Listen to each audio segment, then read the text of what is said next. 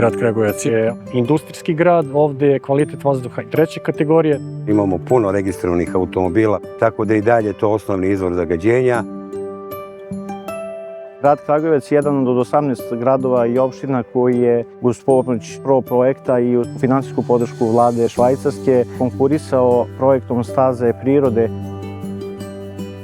Realizacijom ovog projekta mi smo uspjeli da izanimiramo osnovne škole koje su uključile svoj nastavnički kadar i učenike koji su se odazvali da prisustvuju predavanjima. Kada je reč o ovom projektu, mogu da kažem da je on zaista važan i zbog edukacije i zbog činjenice da je svako drvo važno u našoj životnoj sredini, a čini mi se da ljudi nisu dovoljno svesni toga. Značajno je približavati deci prirodu jer na taj način upoznaju se sa svetom oko sebe. Jedan sam od učesnika svih radionica ovog projekta.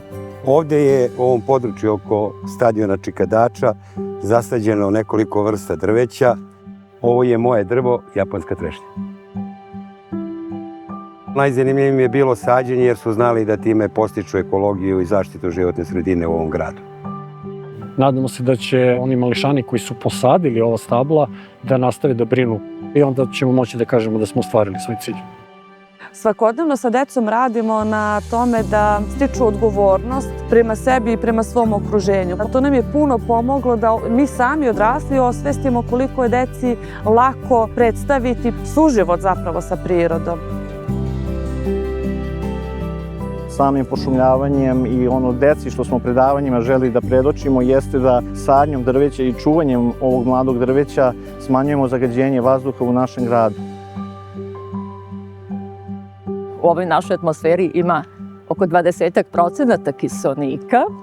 Da nije drveća, ne bi se obnavljala ta nama životno potrebna količina kiseonika. Održivi razvoj podrazumeva da buduće generacije treba da im ostavimo nešto, a ne da im potrošimo neka prirodna dobra. Projekat Staze prirode potvrđuje svu moć spoja građanstva, nauke, obrazovanja i lokalne samouprave u rešavanju problema kao što je aerozagađenje i ovakvim primjerom smo potvrdili koliko sadnja bitno utiče na poboljšanje kvaliteta vazduha, međutim to ne rešava sveukupni problem koji grad Kragujevac ima, tako da se mi iskreno nadamo kao udruženje da će se ovakav projekat nastaviti da bismo što kvalitetnije živeli.